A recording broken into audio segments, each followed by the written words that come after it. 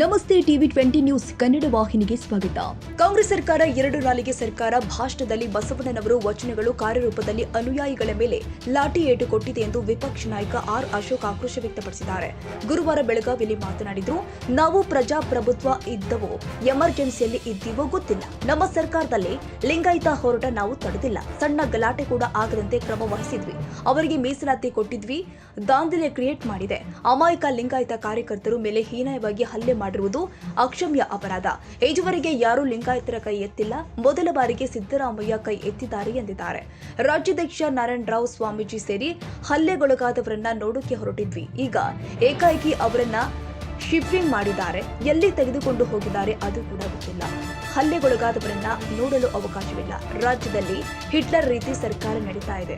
ಅಧಿವೇಶನ ಹತ್ಯೆ ನಡೆಸುವುದಾಗಿ ಹೇಳಿಕೆಗೆ ಉತ್ತರಿಸಿ ಅಧಿವೇಶನದಲ್ಲಿ ಬಾಣತಿ ಸಾವು, ರೇಷನ್ ಕಾರ್ಡ್ ಅವಾಂತರ ಚರ್ಚೆ ಆಗಬೇಕಾಗಿತ್ತು.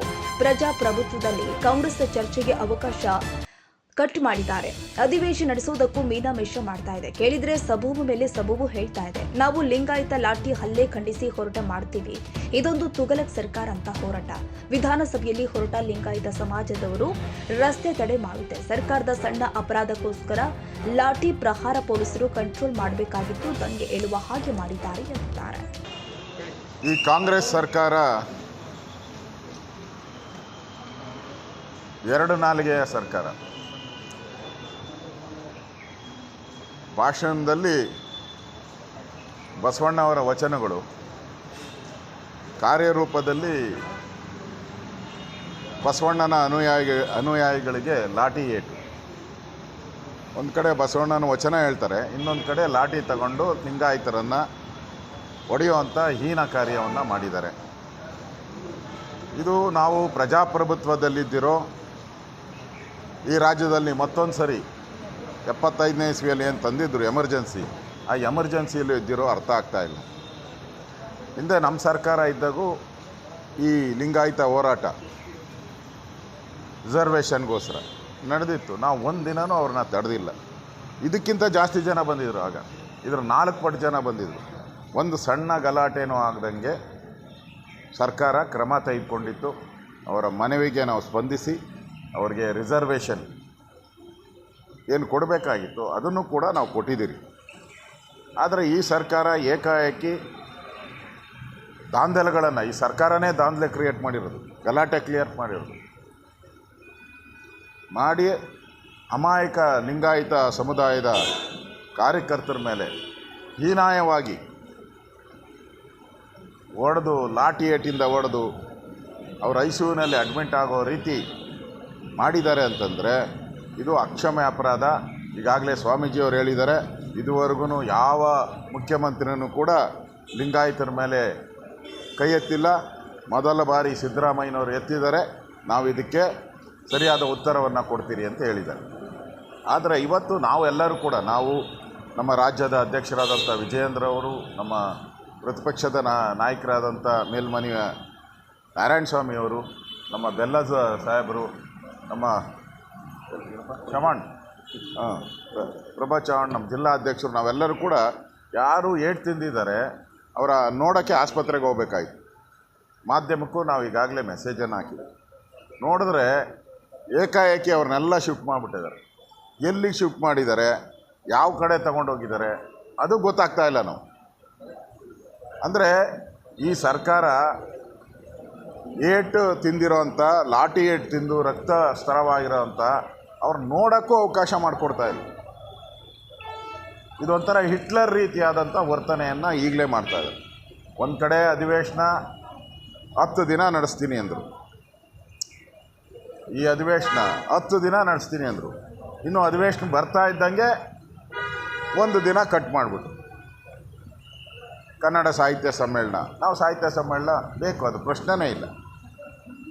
ಅದಾದಮೇಲೆ ಬಸವಣ್ಣನವರ ಒಂದು ಪುತ್ಥಳಿ, ಇದು ವರ್ಣಚಿತ್ರ, ಅದಕ್ಕೆ 1 ದಿನ ಮಾಡಿದ್ರು. ನಮ್ಮದೇನು ಅಭ್ಯಂತರ ಇಲ್ಲ, ನಾವು ಕೂಡ ಮಾತಾಡಿದ್ದೀರಿ ಅದ್ರ ಬಗ್ಗೆ.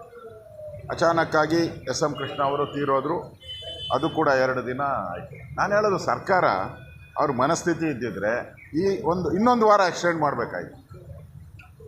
ಇನ್ನೊಂದು ವಾರ ಎಕ್ಸ್ಟೆಂಡ್ ಮಾಡಿದರೆ ನಮ್ಮ ವಿಚಾರಗಳೇನಿದೆ, ವಕ್ ಬೋರ್ಡ್ ಇರ್ಬೋದು, ಅಬ್ಕಾರಿ ಇಲಾಖೆಯಲ್ಲಿ 700 ಕೋಟಿ ನುಂಗಿರೋವಂಥದ್ದು ಇರ್ಬೋದು, ಬಾಣಂತಿಯರ ಸಾವು, ಮಕ್ಕಳ ಸಾವು, ರೇಷನ್ ಕಾರ್ಡ್ ಅವಾಂತರ, ಈ ಥರದ ಪಂಚಮಶಾಲಿ ಲಿಂಗಾಯತ ಹೋರಾಟ ಇವೆಲ್ಲವೂ ಕೂಡ ಚರ್ಚೆ ಆಗಬೇಕಾಯ್ತು. ಅಧಿವೇಶನ ಇರೋದೇ ಚರ್ಚೆ ಮಾಡೋಕ್ಕೆ.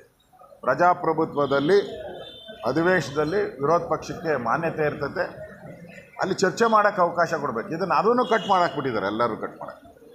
ಅಂದರೆ ಈ ಸರ್ಕಾರ ಅಧಿವೇಶನ ನಡೆಸೋಕ್ಕೂ ಮೀನವೇಷ. ಹೆಂಗೆ ಈ ಆಸ್ಪತ್ರೆಗಳಲ್ಲಿ ರೋಗಿಗಳನ್ನೆಲ್ಲ ಶಿಫ್ಟ್ ಮಾಡಿಬಿಟ್ರು, ಹಂಗೆ ಈಗ ಅಧಿವೇಶನೂ ಕೂಡ ಶಿಫ್ಟ್ ಮಾಡ್ತಾ ಇದ್ದಾರೆ. ಕೇಳಿದ್ರೆ ಒಂದೊಂದು ಸಬೂಬ್ ಮೇಲೆ ಸಬೂಬ್ ನಾನು ಹೇಳ್ತಾ ಇದ್ದೀನಿ. ನಾವು ಇವತ್ತು ಈ ಒಂದು ಲಿಂಗಾಯತ ಕಾರ್ಯಕರ್ತರ ಮೇಲೆ ಹೊಡೆದಿರೋ ಅಂಥದ್ದು ಅಕ್ಷಮ ಅಪರಾಧ. ಈಗಾಗಲೇ 0ವರೆಗೆ ಕೊಟ್ಟಿದ್ದೀರಿ, ಇದನ್ನು 0ವರೆಗೆ ತೊಗೊತೀರಿ. ತಗೊಂಡು ಹೋರಾಟವನ್ನು ನಾವು ಪ್ರಾರಂಭ ಮಾಡ್ತೀರಿ. ಇದೊಂದು ತೊಗಲಕ್ ಸರ್ಕಾರ ಅಂತೇಳಿ ನಮ್ಮ ಹೋರಾಟವನ್ನು ಶುರು ಮಾಡ್ತೀರಿ. ಅಂಬೇಡ್ಕರ್ ಸ್ಟ್ಯಾಚ್ಯೂ ಹತ್ರ 10 ಕಾಲಿಗೆ ನಮ್ಮ ಹೋರಾಟ ಇದೆ. ಅಲ್ಲಿ ಹೋರಾಟ ಮಾಡಿ ವಿಧಾನಸಭೆ ಒಳಗಡೆ ಹೋಗಿ, ವಿಧಾನಸಭೆ ಒಳಗಡೆನೂ ಈ ದೌರ್ಜನ್ಯ, ಈ ಲಾಠಿ ಪ್ರಹಾರ ಮಾಡಿರೋದಂಥದ್ದು, ಇದರ ವಿರುದ್ಧ ನಾವು ಮಾಡ್ತೀರಿ. ಈಗಾಗಲೇ ಲಿಂಗಾಯತ ಸಮುದಾಯ ಇಡೀ ರಾಜ್ಯಾದ್ಯಂತ ರಸ್ತೆ ತಡೆ ಚಳವಳಿ ಮಾಡ್ತಾ ಇದ್ದಾರೆ. ಎಲ್ಲ ಕಡೆ ಟ್ರಾಫಿಕ್ ಜಾಮ್, ಎಲ್ಲ ಕಡೆ ಇಡೀ ರಾಜ್ಯದಲ್ಲಿ. ಅಂದರೆ ನೀವು ಸಣ್ಣ ಅಪರಾಧಕ್ಕೋಸ್ಕರ, ನೀವು ಮಾಡಿದಂಥ ಅಪರಾಧಕ್ಕೋಸ್ಕರ ಕಂಟ್ರೋಲ್ ಮಾಡ್ಬೋದಾಯಿತು. ಸಣ್ಣ ಘಟನೆ ಅದು, ನಿಮ್ಮ ಪೊಲೀಸ್ ಕಂಟ್ರೋಲ್ ಮಾಡ್ಬೋದಾಯಿತು. ಬಿಟ್ಟು ಲಾಠಿ ಚಾರ್ಜ್ ಮಾಡಿ ಇವತ್ತು ಇಡೀ ರಾಜ್ಯ ದಂಗೆ ಹೇಳೋ ರೀತಿ ಮಾಡಿದಿರಲ್ಲ, ಇದು ನಿಮ್ಮ ಆಡಳಿತದ ವೈಫಲ್ಯ ಸ್ಪಷ್ಟವಾಗಿ ಕಾಣ್ತಾ ಇದೆ. ಈ ಸರ್ಕಾರದ ಕೊನೆಗಾಲದಲ್ಲಿದೆ.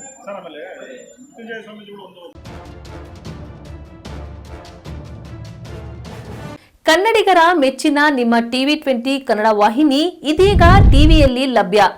ಕರ್ನಾಟಕ ಮತ್ತು ದೇಶ ವಿದೇಶದ 360 ಡಿಗ್ರಿ ಸುದ್ದಿ ವಿವರವನ್ನ ಪಡೆಯುವುದಕ್ಕೆ TV20 ವಾಹಿನಿಯನ್ನು ಲೈಕ್ ಮಾಡಿ, ವಿಡಿಯೋಗಳನ್ನು ಶೇರ್ ಮಾಡಿ, ಕಮೆಂಟ್ ಮಾಡಿ, ಸಬ್ಸ್ಕ್ರೈಬ್ ಮಾಡಿ. HCN ಕೇಬಲ್ 842 ನಂಬರ್ನಲ್ಲಿ ಹುಕ್ಕೇರಿ ತಾಲೂಕು ಹಾಗೂ ಸಂಕೇಶ್ವರದ ಸುತ್ತಮುತ್ತಲಿನ ಹಳ್ಳಿಗಳಲ್ಲಿ ಲಭ್ಯ.